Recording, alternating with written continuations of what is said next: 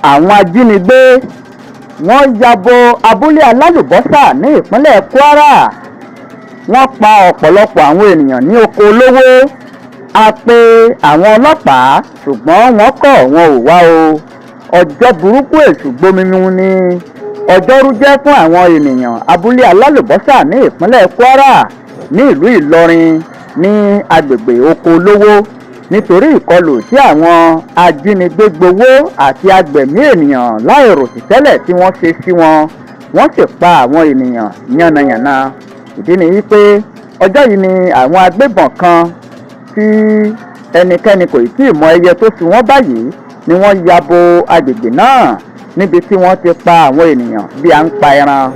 Oko Olowo gan ni ìṣẹ̀lẹ̀ yìí ti ṣẹlẹ̀ ní ìjọba ìbílẹ̀ Àṣà ní ìpínlẹ̀ Kwara.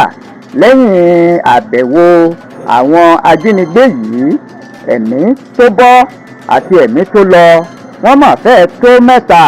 Kódà púpọ̀ nínú àwọn ènìyàn ni wọ́n farapa yánnayànna. Àlàáfíà ìlú náà ó sì di fíafíà pátápátá. Abúlé náà dàrú pátápátá lálẹ́ ọjọ́ ìṣẹ́gun tó rí kọjá. Ọjọ́ 26 oṣù kẹsàn-án ni ìṣẹ̀lẹ̀ láabi yìí ṣẹlẹ̀ nígbà tí àwọn agbébọn jà tí wọ́n bẹ̀rẹ̀ sí ní rọ̀jò ìbọn bájínẹ́tù ajísokú náà tantan ń dún lákọlákọ. Wọ́n yìnbọn ọ̀hún fún odidi 30 ìṣẹ́jú kó tó di wípé wọ́n bẹ̀rẹ̀ sí ní ṣọṣẹ́ wọn. Yàtọ̀ sí ẹnìkan tí wọ́n yìnbọn pa, ènìyàn 3 míì ó tún fara pa. Àwọn ará abúlé náà ṣàlàyé fún àwọn akọ̀ròyìn lásìkò tí a kàn sí agbègbè náà. Wọ́n ṣàlàyé pé nǹkan bíi aago 10 alẹ́ ni ìṣẹ̀lẹ̀ náà ṣẹlẹ̀. Wọ́n ní bó ṣe bẹ̀rẹ̀ báyìí ni àwọn ajínigbé yìí ni wọ́n bẹ̀rẹ̀ sí ní yìnbọn sókè tí wọ́n sì ń rọ̀jò ìbọn. Wọ́n ṣàlàyé pé ó tó 30 ìṣẹ́jú tí wọ́n fi yìnbọn ọ̀hún. Wọ́n yìnbọn lu ọmọbìnrin kan tí orúkọ rẹ̀ ń jẹ́ Seniat Mukaila lápá. Wọ́n fi ìbọn fọ́ Abdullahi Awẹ́lẹ́sẹ̀. Àwọn méjì míì sì tún fi ojú gba ìbọn. Wọ́n wà ní ilé ìwòsàn báyìí tí wọ́n ń gba ìtọ́jú.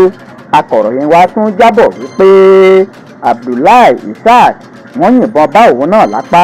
Lẹ́yìn tí wọ́n yìnbọn sí Abdullahi Isaac aláfárá lẹ́sẹ̀ tán tí ìyàn sì sá lọ ni wọ́n tún sá ẹnìkan ní àdá yánnayànna tó sì kù díẹ̀ tí ẹ̀mí rẹ̀ bọ́.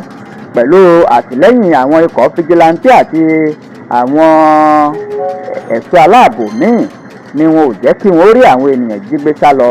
Isaac ó sọ fún àwọn akọ̀ròyìn wípé àwọn 6 ni àwọn agbébọn náà tí wọ́n ya bo oko Olowo ṣùgbọ́n o níṣe ni wọ́n yìnbọn sókè gbogbo ìgbà. A pè iléeṣẹ́ ọlọ́pàá ní ìpínlẹ̀ Kwara wípé kí wọ́n wá ṣùgbọ́n wọ́n kọ̀ wọn ò wá. Àwọn fìjìláńtì ni wọ́n wá tí wọ́n sì wá dóòlà ẹ̀mí àwọn ènìyàn.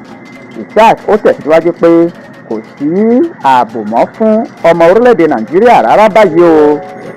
Kí ìjọba kó sì tètè wá nǹkan ṣe sí i.